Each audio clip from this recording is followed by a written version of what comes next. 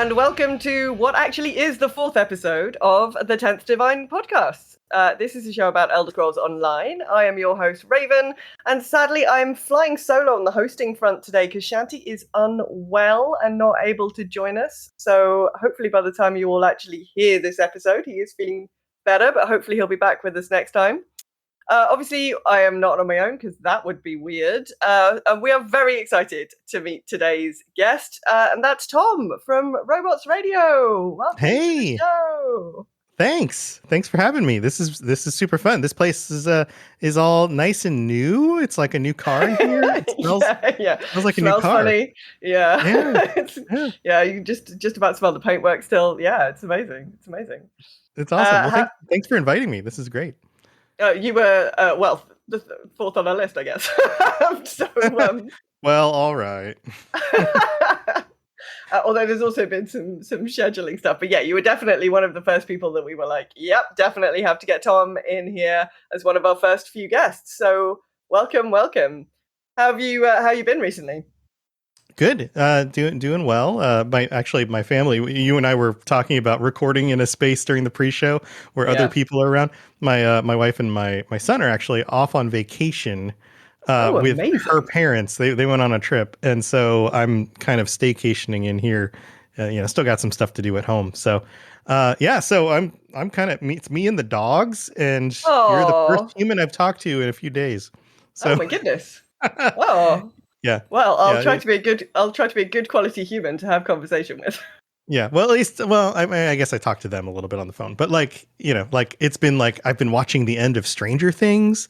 I've been, Games Done Quick is on. Summer Games Done Quick. I don't know if you watch that, but that's been going. I don't. I've been in like vacation mode. So nice.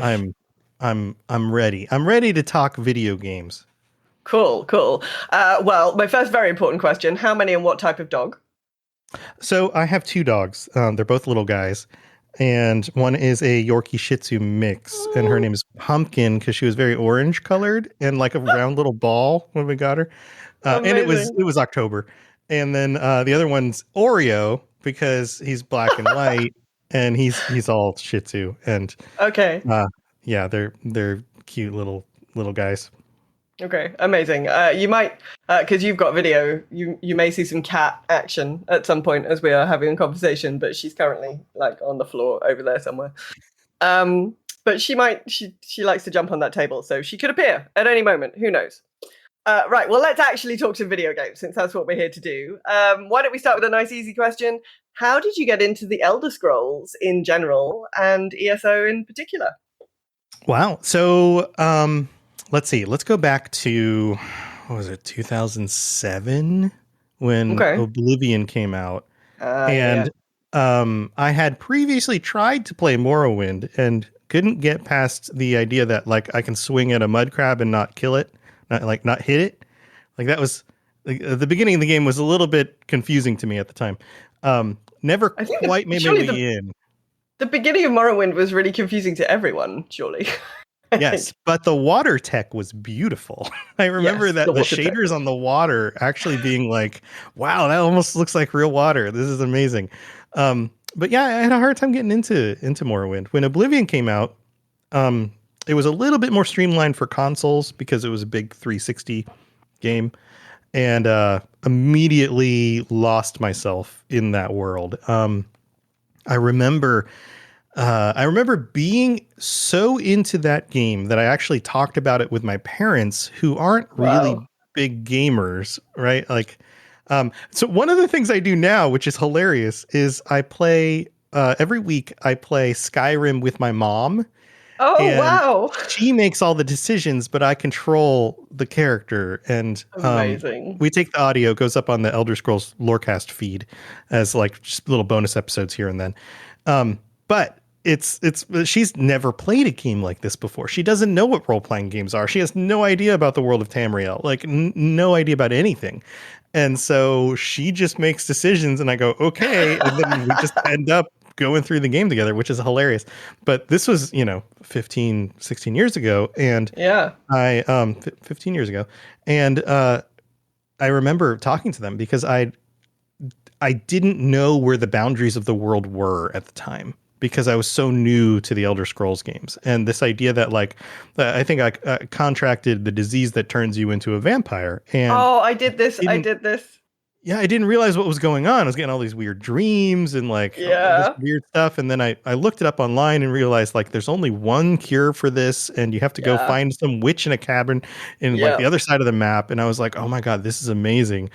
And I remember discussing it with my parents and just like, this is one of the first games that I truly feel I've been pulled into to like role play my character, to be in the world, because it really sucked me in. Yeah. So from that I moment did. on, I was a fan.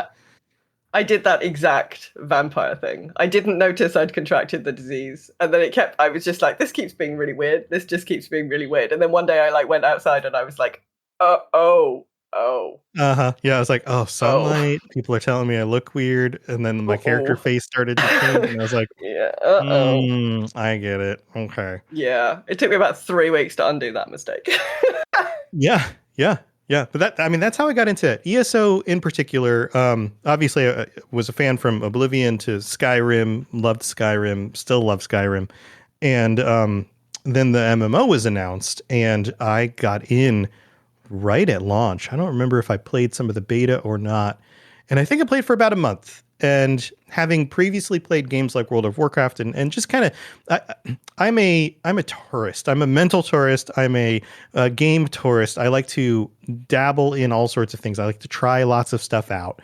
And so I don't, and this is probably something some people are going to find strange about somebody who hosts so many podcasts about the lore of the games. But I don't get addicted to like a game and then Right. binge it for months and months and months at a time.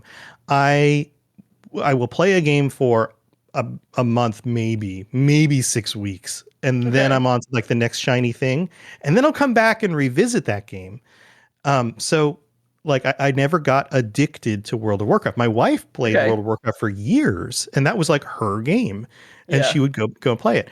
But I played for a month and go, oh, I got through the main quest line bits. So now I've got to grind, hundreds of hours in order to get all this other stuff.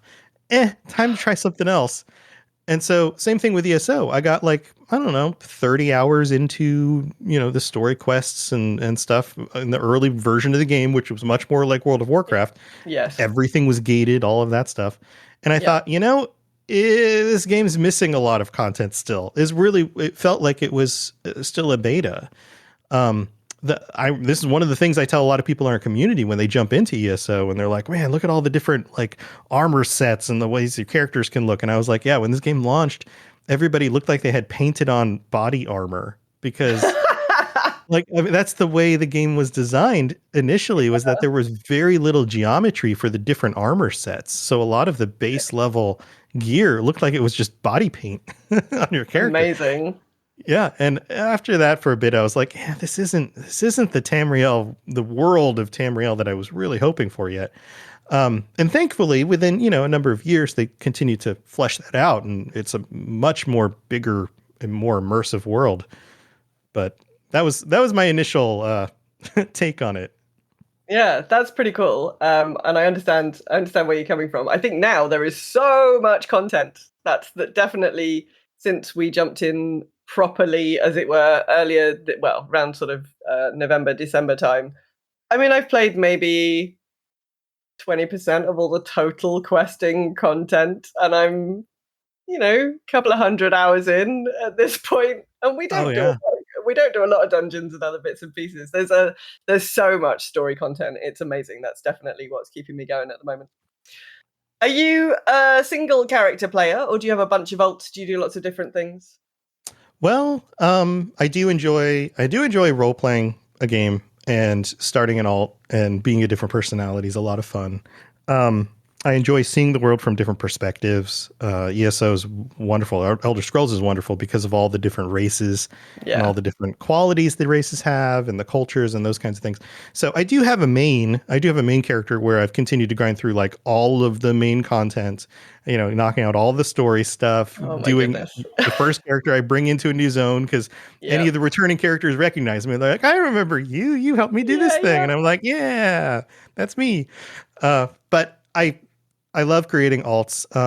I I usually take my main pretty seriously. It's like, like this is my main character and they're badass and they look cool and they've got like, legit credentials. But then I'll go make like, I don't know, Baby Man, who's like the biggest Nord character you can make with the softest looking face feature. So he looks like a Okay. giant baby and he's bald, you know, and he runs around like naked baby man. And he runs around without any gear on and, Okay. and just does silly stuff in the world. And so that's always fun as well. But yeah, mostly I'll stick to my main, but I have What? leveled. I think I've got like, I don't know, 3, 4, 5 other characters at max level just from playing mains. So, Okay. And what yeah. is your main at the moment? So my main is a Khajiit, and he was originally an Argonian, and his name was Arnie the Argonian. Very creative. Um, and Okay. So he became Arnie the Khajiit, which doesn't make any sense. But the main reason was that the Thieves Guild and Brotherhood content came out. And so Right. sneaking became very, very beneficial, and the Khajiit Yeah. have that benefit of, the racial passive to sneaking. So, and I was like, maybe I'd rather. I usually play a Khajiit in like the mainline games at some point. That's usually one of my go-to race choices. So I switched over. Cool. I mean, you can't go wrong with the Khajiit, as far as I'm concerned. Yeah. How did you get into content creation? Well, I've always been the kind of person who has like side projects. I think if you go back, if I go back to, so I'm old now. I graduated college in 2001 and Okay. So you're probably about the uh same age as me then, that's fine. yeah. No, we're old. It's fine. In the world of video games and most of our audience, we're kind of at the, the higher end of the age demographic. That's true. So yeah, so I'm the kind of person who never really knew what I wanted to do for a career. I've always excelled at a lot of different things. I excelled in school. I graduated top of my department well, I ended up with 2 degrees because I took extra classes that eventually gave me enough credits to get a second major. So instead of doing like underwater basket weaving, because, that's an easy class, I was studying like modern philosophy because that's what I wanted to do so I have a degree in philosophy and religious study. So I study basically deep Wow. thoughts on every topic that has Yeah. anything to do with like that kind of stuff. Which means that I was very unprepared for ever having a career in anything. So Yeah, sounds super, super, super interesting. And I did some philosophy of science myself. But yeah, this doesn't speak to an immediate career path. No, it doesn't. But it does give you a lot of preparation for understanding the world through different perspectives, for asking these very intricate and deep questions, for balancing lots of pieces of a mental picture of something and how all of those pieces fit together. So that's what I did, and then I graduated, and I was like, well, I don't know what I'm going to do for a living. I've dabbled in lots of different things. Played in bands in the early 2000s. Ended up with in a specific group that for about 3.5 years, where we tried to get a major label deal and worked with Wow. a major manager, somebody who people might actually recognize, and that never came through and all that stuff. So I've always had this like do other stuff on the side because I'd rather be doing that than the job I'm currently working mentality. Yeah. And about 2013, 2014, Twitch was still young and decided, I want to, maybe I'll stream games. And so I spent, I committed 6 days a week, at least 4 or 5 hours a night after my regular job to streaming at the time. And it was a time where you didn't have bits and you only became a partner if you had like 300, 400 plus concurrent viewers regularly and all of that stuff. Wow. And so I committed to that, got about 6 months in. The job I had at the time, the company was like a multi-billion-dollar international company and went through this merger with another company. The other side of the merger took control of what we were doing. And they're like, why are we paying all of you people to do what you're doing? So much money. And then they let all of us go across the country. Ooh. So I lost my job. And then I was like, well, I got to focus on actually getting another job rather than streaming games every night. But had built up a bit of a community, like 30 to 50 concurrent viewers regularly. Okay. And, kind of a small burgeoning stream in 6 months, which wasn't bad, but it wasn't paying the bills because it just couldn't. So I dabbled in that. And so in doing that, created videos and doing that kind of stuff. And I was like, well, I enjoy making content. I enjoy building a community, all of that stuff. But I didn't really have a full picture on how to do it.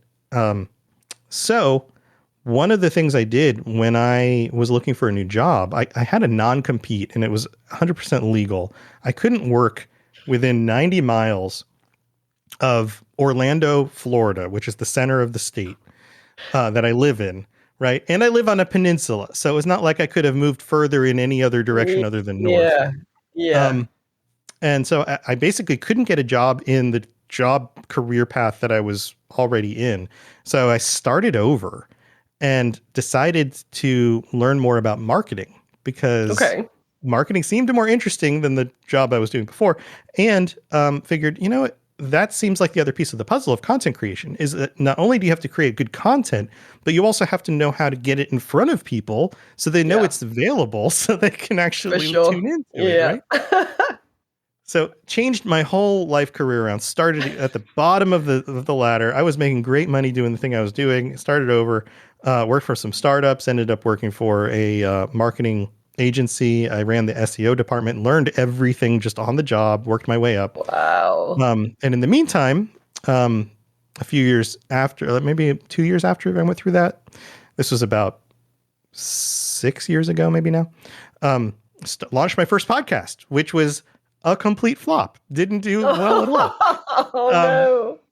It was a Dungeons and Dragons show that I did with some friends, and I created the adventures. I basically did everything, and my friends just had to show up and play the game, produce the content. But of course, that takes a ton of work, a lot of time. Yeah. And we got through the first season, and you were maybe a little bit ahead of your time there. Like, I think if you started a Dungeons and Dragons podcast today, then you'd probably get loads of traction because it's super popular now. But 6 years ago, well, maybe it's hard to market because there's so much competition. Yeah. And that's another thing I learned from working in marketing was that it's like an oversaturated market. Yeah. Like people don't know they have no easy way to find you because the popular shows show up at the top of every list. That's true. Anyway, that went for about 6 months, didn't really go anywhere, kind of fell off. And then another year or two go by. And Vault 76 was announced and was about to be released, and then came out, and I was coming up with ideas. I was like, I want to start another show. I want to do about something, but I didn't know what to do it on. And I was like, okay, well, what games do I really love? And I was like, I really love Bethesda games, and Fallout 76 had just come out. And I was like, I could do it about Fallout. And then I tapped every person I knew who was both smart and interesting, and like very capable on the shoulder to say, hey, do you want to do this podcast with me? And every single one of them was too busy because people who are smart and interesting and capable are very busy people. Yeah. Yeah. So I launched it myself, and I decided, well, nobody's doing a podcast about the lore of the world of Fallout. And there's a lot of YouTube stuff out there, but there isn't a podcast about it. So I decided I would just launch my own show. And I took a lot of the things I learned from marketing. I prepped a bunch of stuff on social media, built a little bit of a community on there that already knew about me. Put out a lot of updates where I was just sharing lore about the games on a channel that was easy for people to follow to get more lore about the game that they liked, right? And then launched my show and had prepped it well enough that I was hitting about 100 downloads per episode right out of the gate. Nice. Which in podcasting terms is huge. Yeah. because the average podcast, and I think a lot of people don't understand the scope of podcasts because you can see the numbers in like YouTube videos or Twitch streams. You can see how many Yeah. people are in the channel, how many people watched a video. You Yeah. can't see how many downloads a podcast gets. No. The average podcast across the globe gets roughly 40 to 60 downloads per episode. That's it. That's the Wow. average, right? Because there's lots of shows and it's very diluted. Now, the really big shows get thousands and thousands of downloads, just like a YouTube video. And so I was already like above the average, and I was like, wow, that's amazing. And this community like responded to the show and they're like, hey, we love this content. This is great. And I was like, what? I was like, they like it. They like it. I'm doing a thing and people like it. So that's such an amazing feeling. Such a good feeling. Yeah. And that's went so well that 6 weeks later, I was like, okay, well, if I can do this with Fallout, I should be able to do this with Elder Scrolls, because Fallout and Elder Scrolls are like my two like absolute go-to titles, both by Bethesda, very similar in the modern design of the games. And I was like, all right, I'm going to launch a second show because there's going to be some crossover, but then I get to talk about that other game because I just want to talk about that game too. Or those games, also the Elder Scrolls games. And the rest is kind of history. I mean, I kept going from there, I guess. Yeah, so obviously the Elder Scrolls Lorecast is probably where some of our listeners will have known you the best. Can you tell us a little bit about the show and also maybe explain why the feed starts at episode 92? Yeah, so when I launched that show, that means the focus of the Elder Scrolls Lorecast is to cover the lore of the games in the world. And there's if anybody who knows there's a lot out there that you can talk about. And some of it is as simple as like, who is this character and where do they live and what did they do? And then some of it is like, how do you mantle a god? Like there's, which, by the way, goes back to my degree, which actually comes in handy now. Hey! Because I studied all sorts of different wacky ideas about gods and reality and all of that. So, yeah, so this actually came in handy. But I decided, I would launch that game or that podcast about those games, and got into it again by myself. And I was just alone in doing this show. And so for the first like 92 episodes, it's just me, and I'm talking to the audience and explaining what's going on. And it came up with what I thought was a really good dynamic on how to deliver that. Kind of pulled some stuff from, I don't know if you've ever listened to, what's his name? I pulled some stuff from some other podcasts. It'll come back to me. But in the tone and the delivery of the information and that kind of thing. And, after about 90 episodes, I had other guests on the show over that. It was roughly almost 2 years, and it was about a year and a half. And one of them was Lotus of Doom from Tales of Tamriel, who I had the opportunity to meet in person. We went to New Vegas. This is before the pandemic started. They were having an ESO back event. In the olden times. Yeah. They had an ESO event in Vegas to talk about the launching of Greymore. This is before Greymore came out. And had the opportunity to fly out to Vegas and got to meet Lotus and a bunch of other awesome people from the community. And we got to be there in person while they were like on stage. Like Pete Hines was on stage in front of me with the rest of the team, and talking about all this, and got to hang out with some of them after the event. And it was super cool. Everybody was awesome. And Lotus and his wife and my wife and I all went out and got lunch together because he had guested on the show before. We knew each other, and we just had a blast. Like Lotus and I hit it off really, really well. And so about a year and a half in, I just reached out to him. I was like, hey man, you want to be like a regular guest on the show? Like, I'd be happy to, like set something up. We could kind of do this together. I think it would add a fun dynamic to what I'm doing. And he was like, yeah, let's do it. And I was like, cool. So he just started showing up as my regular co-host, and has decided to keep doing so, which I'm very thankful for. Which is nice. Yeah. So the dynamic of the show changed a lot there. The other thing is that over the first part of the show, I was still learning a lot. I got Yeah. into doing this stuff and learning on the way, as I went. And so there are a few mistakes in those early episodes where I misquote something, or I say, I think maybe this is true, but I'm not really sure. And I wasn't as sure about as much of the lore. So, I think it's been a few months now.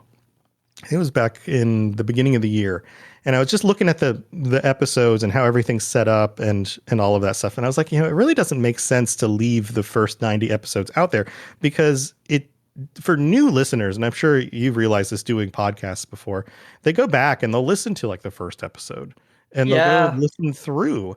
And especially with something Yeah. that's like lore content, right? Like, because they want to learn all of it. So they'll start at the beginning and they'll go all the way through. And I'm like, the dynamic of the show changes extremely. And I think that Lotus and I do a better show together than I did by myself. So I was like, you know what? I'm going to, people don't need the first 90 episodes. We're going to go back. We'll revisit some of the topics, like the Daedric Princes, some of the stuff that we did early on.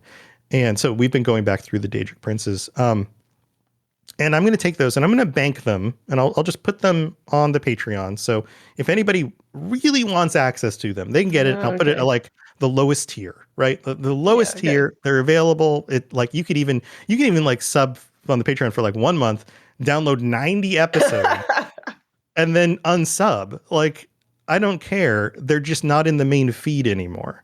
So that when people do listen to the show, they get who we are now. And that was the main idea. That's really cool. 92 episodes of a solo podcast. That's a big achievement. I mean, I know you said you'd had a few guests along the way, but that is actually, solo podcasting is a real skill, like a over and above ordinary podcasting. That's a really skilled thing to do. So, props to doing 92 episodes. That's amazing. Thanks. Yeah, the Fallout Lorecast was a solo show. I ended up doing with my daughter, who's 21 years old. Oh. And she stuck around for about 6 months and then decided to go do some other stuff. And then that's back to being a solo show. Oh, wow. The Lord of the Rings Lorecast is like 18 episodes in. That's a solo show. I don't think that show will ever have a guest because of it's very much documentary like in my delivery. Right. Okay. So yeah. But like the other shows I do from day one were, cooperative shows.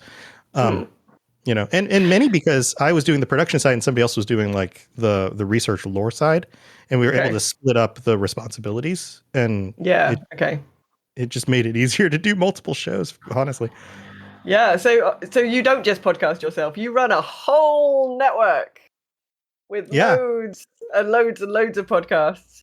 Do you want to tell us about Robots Radio and the other stuff that you do? Yeah. So, this kind of continues the story after, it was about, 5 months after I started the Fallout Lorecast. So 3.5 months after doing the Elder Scrolls, had made a lot of connections with other podcasters, like what you guys are doing, reaching out to people, seeing if they want to get on the show, make some connections, and had met some other awesome creators. And, I mentioned from the very beginning of both of those shows that the main reason I'm doing this was to create community, to have other people to like connect with about the things that I love, because people in my meat space, my physical space, like my friends just weren't all into these games. We were all into other stuff together, but not this stuff. So I didn't have that. And here I am with some growing, podcasts that were doing well, meeting these other awesome creators who have a lot in common with games and podcasting, that kind of thing. And I was like, you know what, we should get together. We should like help each other, promote each other's shows. Like there's a lot we could be doing together that would get us a lot further in this than if we were just by ourselves. So that was the origin of the network. So invited some other shows on and just set up kind of the skeleton version of a thing. And over the years, it's evolved. It's turned into a thing where there are some like main shows, and we even have a section called the Rocket Club, which is specifically for new shows or shows that aren't as successful as they would like to be, but want to have some guidance in that, some mentorship in how to like maybe revamp their show and work on growing it. that's become awesome. Like, this is a group of people I meet with every week. We check in, everybody tells me how things are going, they ask questions, I share insights about, marketing and uh, improving the quality of their stuff, doing an interview, or what's the best way to post your episodes online, or at what point can you actually monetize the show, and what ways are there to do that are not going to disrupt your audience and make people hate listening to your show. And like there's Yeah. all sorts of questions, and that's been awesome because we have uh, to be like absolutely honest, it's a lot harder to go find shows that are successful and get them to join a network. Yeah. Um, and if you do find other shows, sometimes you find content creators that are willing to join a network, but that just aren't as enthusiastic as you would have hoped about their products. Yeah. But if you find creators who are enthusiastic from the beginning, oftentimes those shows end up doing better in the long run. Yeah. And Yeah. it's something that I realize is that like the people I want to be doing this with are actually the ones who don't think they already know what they're doing. And I'm not I'm not trying to like be mean to anyone in particular. I think it's the nature of ignorance and not knowing what we don't know. I don't know. Have you ever seen the curve of like, I don't know what I'm doing, and then you get started with something, and then you feel really confident about it because you're brand Yeah. new at it. You're like, I'm doing Yeah. awesome, and Yeah. then over time you realize how little you actually Yeah, know. exactly. And all of the things you're doing wrong. And yeah, absolutely. Yeah, yeah. So I find that there are content creators out there who are getting like 40 regular downloads per episode, and they think they're doing awesome, and it's like, and they've been doing it for like 3 years, and it's like, you could be doing better than that. Like, there's no Yeah. reason why that has to be the ceiling. But you don't know what you don't know yet, and you Yeah. probably haven't taken the time to actually study that and learn it. So being able to give people the guidance from the beginning and say like, like, here's the best way to leverage social media. Here's the best way to engage with your community. This is what has worked for me in these ways. And continuing to learn, this idea of like, well, what works for you guys now? When you tried this, how did that respond? Like getting actual data from new shows doing new things. And Yeah. does it still work the way it did 2 years ago? Yeah. That sounds incredible. That sounds like such an amazing service to offer people, but also just an amazing amazing learning experience for you and understanding how things are changing. And because social media, the approach to social media, you have to rewrite your approach to social media every 18 months because it just doesn't stay Yeah, the same. Nothing sits right. still. So things that worked 2 years ago don't work anymore. And now you've got to work out what's working today. So that sounds like an incredible thing to do. Yeah. And sometimes you don't even know the right questions to ask. But then when somebody No. else from one of the other shows asks a question, you go, oh, yeah, Yeah. I don't know that. What is the answer to that? Yeah. And then you can leverage Yeah. it for your own show. And we've got kind of a Discord hub where all the different shows can bring in their communities together. And we have kind of a big happy family of Yeah. people who hang out. So Yeah. that's the icing on the cake is, like, Yeah. wow, awesome humans treating each other awesomely on a Discord, you know, rather than the way most of the internet is. Yeah. Yeah. For my World of Warcraft podcast, we have a very carefully curated community of people who are awesome to each other. Yeah. And it takes a lot of effort to maintain, like, you have to moderate those communities, you have to build them with intentionality. And you sometimes have to be willing to kind of part company with people who are, like, not quite right. Yeah. There's You're not really going the it's a same job. direction as we are, buddy. Like, Yeah. this is what everyone else is doing, and you're doing Yeah. this. Yeah. I You think have maybe to. you're going to find like, and the thing I've said to some people who do that, who come in and they're, they just want to argue a point or what, like, just like Yeah. they're just there to create strife. And the thing I've often say to them, and very calmly, I'm just like, hey, I don't think this community is for you. There are thousands of other places on the internet for people who want to do what you're doing right here. Yeah. Maybe go find that. Like, Yeah. Maybe sorry. go and pick almost any other community, but we're not going to do that here. Right. Have you heard Um, of Reddit? yeah, yeah, Like, yeah, there's plenty of salt. Just go find it somewhere else. yeah, Yeah. yeah, 100%. Yeah. Now I've lost where we are in questions. Oh, challenges. building up Robots Radio.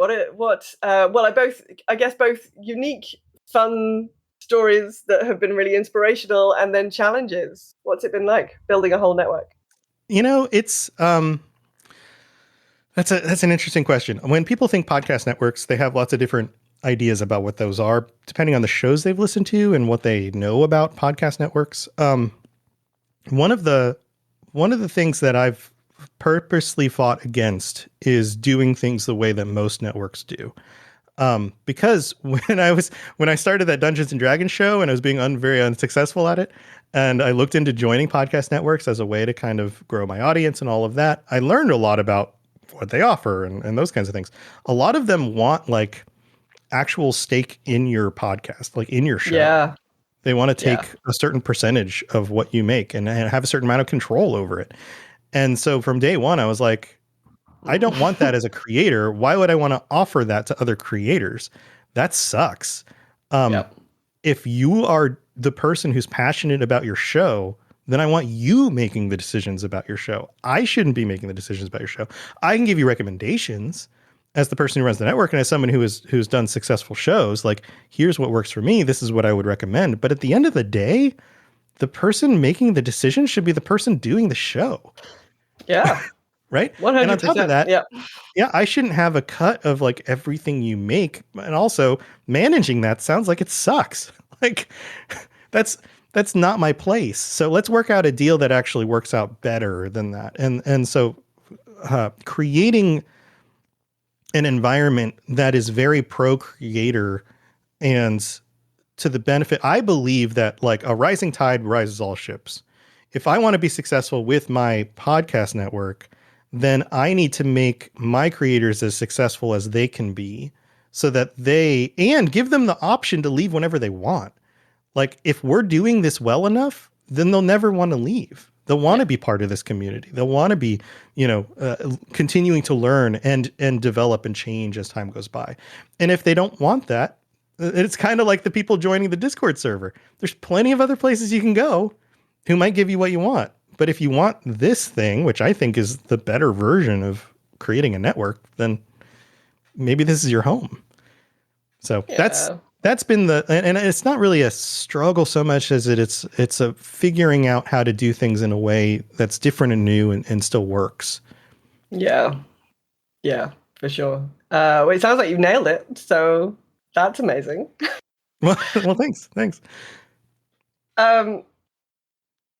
We talked a little bit about this actually, but the Robots Radio intro says games, lore, stories, and community. How much does the community that you've built up mean to you? Oh, it's the best part. If we weren't successfully building community with other people, I wouldn't be doing this. I mean, there is the side of it of like, well, being able to have a career that's something I created, which is nice.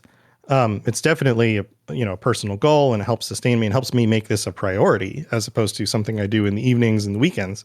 But honestly, having other people who geek out about the things that I love with me was from the beginning when I launched the Fallout Lorecast. Like, I had come up with a list of things that I wanted to achieve, and then in that list, a minimal section of like, what is necessary to keep the show going.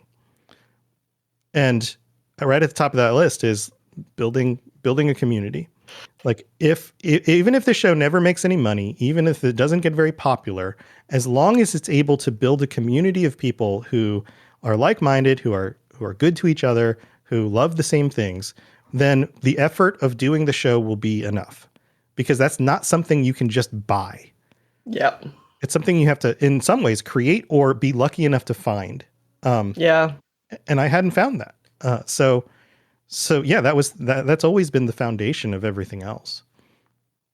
It takes a long time to build a good community. So it's a proper kind of an ongoing work, because people, even if they are really into your community, people leave periodically, and then you have to have new people coming in, and it's a constant job kind of building that community and keeping stuff going. So hard work. And everyone's lives are different. Sometimes things come up and you can't, you just don't have the time or the energy to really focus on the things that you wanted to as much, especially because these are hobbies.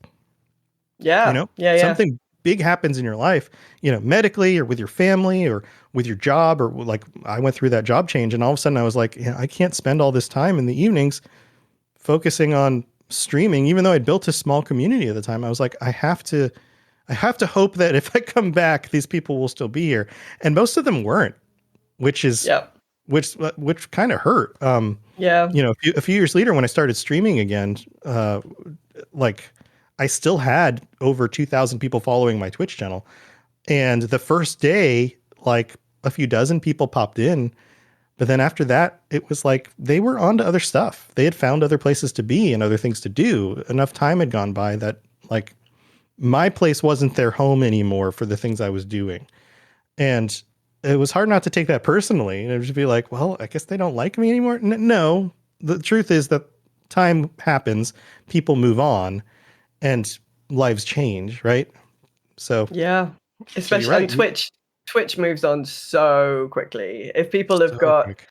if they've got a place that they like to hang out on Twitch, sometimes you can take a couple of weeks off and find that somebody who's been regularly hanging out with you, they've just gone and found someone else because you weren't there. You weren't there when they wanted to Right. do something. You weren't there when they needed you. And so they've gone Yeah. somewhere else.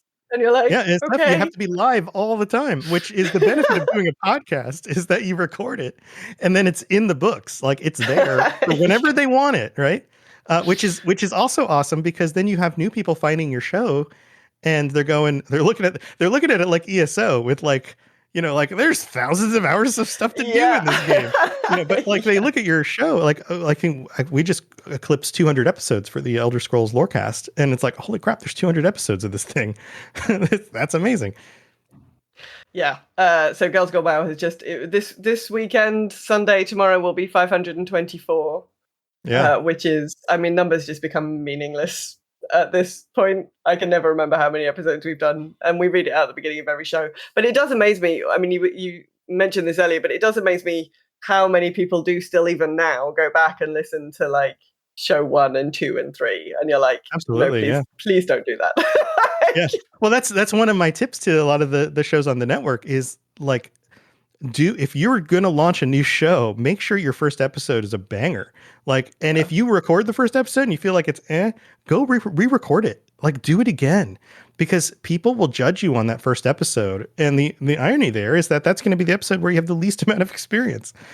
Yeah. So go make that episode as good as you can. Like, give it 2 or 3 tries and then put up the version, the best version, Yeah. Yeah. It's amazing. It's amazing. It's like, I mean, God, episode 1 of Girls Gone Wild was recorded at the end of 2010. It was recorded on Skype because that was the only thing at the time that was available to record podcasts on. It was incredibly complicated to do and it was incredibly complicated to put it out. Whereas these days you're like, oh, create an MP3, chuck it on podcast.co. Brilliant. No worries. It was much more complicated than that.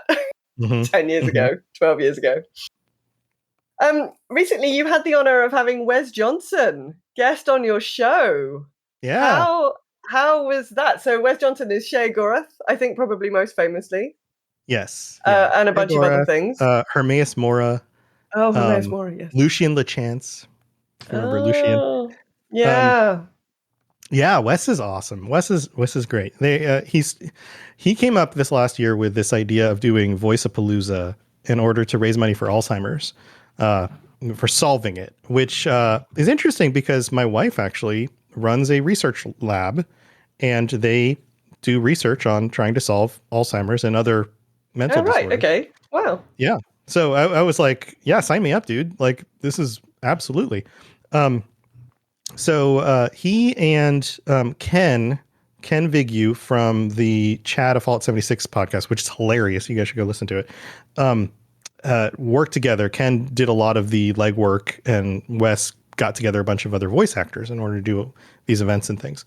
And they've raised thousands of dollars. It was amazing. And Ken reached out to me when he was filling me in on the stuff that was going on months ago, and was like, hey, would you be able to do a live stream or an episode of a show or whatever? And I was like, yeah, absolutely. what are the chances? And I'm like, I know Wes is behind all of this. What are the chances he'd be able to guest on an episode? Because I think people would, of all the things that I come up with to do, like that seems like the most awesome version of reality. And if that reality doesn't come to fruition, maybe we'll do something else. But can you just ask? And he was like, yeah, I'll ask. And Wes was like, absolutely, let's do it. And amazing. Yeah. And fortunately, Ken and I had the opportunity to meet him and interview him and some other people for some Fallout stuff about a year prior. And man, he was awesome. Like that episode went up just like a week or two ago now. And he's the kind of person who you can just you could just introduce him and say, go, and he would just do the whole episode for you because he's so entertaining. He has so many great stories. He's so cool. Oh, that must have been incredible. And definitely people should go out and check that episode out for sure. And I think they're still raising money if anybody is interested in supporting the cause. Voiceapalooza.com is the website. Yeah, absolutely. I think Shanty did some streams for them a couple of weeks ago, and I know Lotus has been doing some as well. So yeah, voiceapalooza.com. Go and definitely donate money to an amazing cause. That's really. If we could cure Alzheimer's, that would definitely make the world a better place. So we're just kind of coming towards the end of the show now. So just a few kind of more fun questions. Not that these weren't fun questions, but finally. yeah, exactly. Which faction is your favorite faction and why? We do have an entire episode of Elder Scrolls Lorecast where Lotus and I are both Ebonheart Pact. Primarily. Obviously I have alts, but we have an entire episode where we talk about why that's the best faction, and anyone else who thinks differently is just wrong. Okay. I mean, to the humor of that, we also have an episode that's about like the scariest, most terrifying monster in all of Tamriel, which is the Guar. So it's all tongue in cheek, right? But I mean, there's some truth around it. Like the Ebonheart Pact is pretty great. The fact that they kind of put aside their racism. Sorry, barking dog. In order to get together and actually, fight together and all of that. I think it's pretty cool. Also, the races that are involved are pretty cool. So that's my go-to. That's fair. So with a nod to Loctavian, Shanty has decided to put a couple of rapid-fire questions with an ESO twist together, which Shanty did them. I take no responsibility for these questions at all. If you had 6 billion Guar versus exactly one of each Pokemon, which side would win? My community is going to want me to say Guar because I just mentioned it as the most terrifying creature. 6 billion is a lot. 6 billion is a lot of Guar. Yeah. But Pokemon are like magical creatures that do ridiculous things with lots of things. Yeah. There's also quite a lot of Pokemon these days, I think. I mean, not 6 billion. Yeah, we're talking like hundreds, like maybe 1,000 versus like billions of something.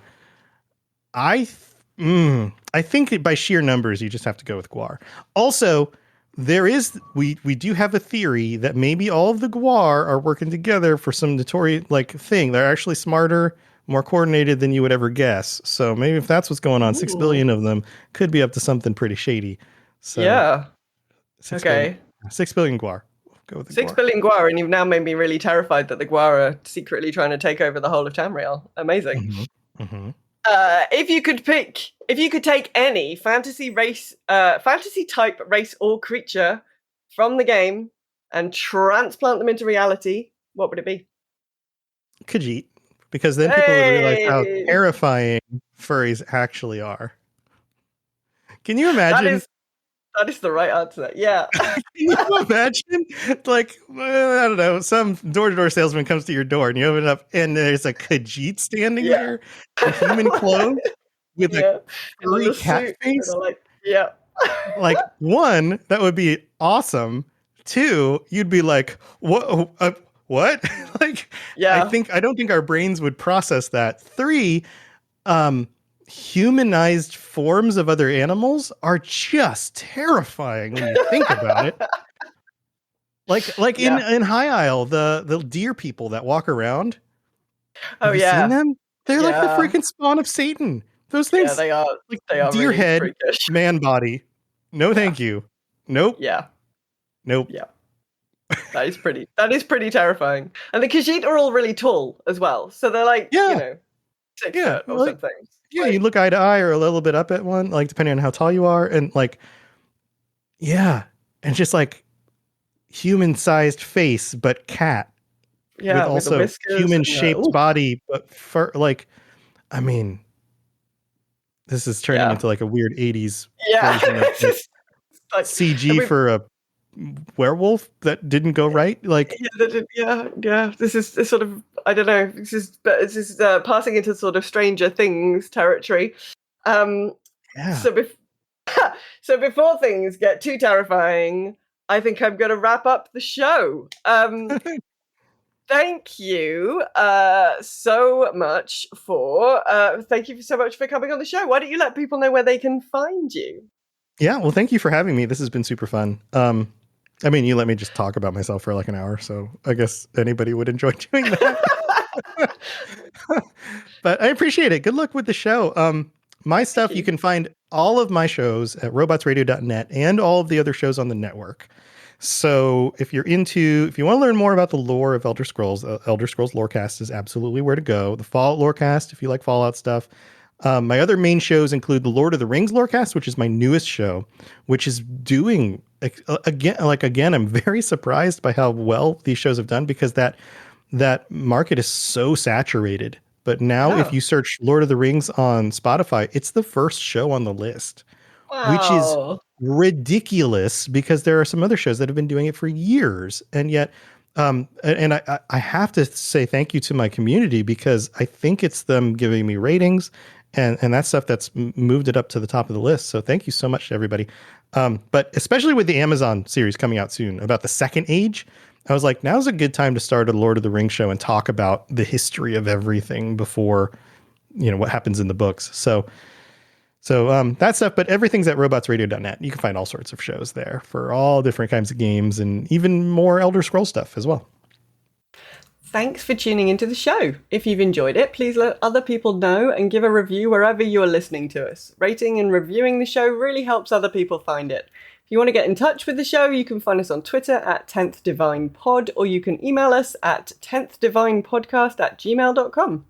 If you want to find us in other places, you can find me, Raven, over at Girls Gone WoW if you're a World of Warcraft fan, or if tabletop RPGs are your thing, check out As the Dice Roll, where I'm part of the crew of Cautious Optimism. You can also find me on Twitter at SilkyRaven, or in the GGW Discord at girlsgonewow.net/Discord. There's a channel over there for ESO, and lots of other general gaming chat too. You can find Shanty on Twitter or Twitch, streaming a variety of MMOs at Shantyman Gaming. You can also find him on the GGW Discord in the ESO chatter. Thanks so much for listening this week, everyone, and we will speak to you in a fortnight. Bye-bye.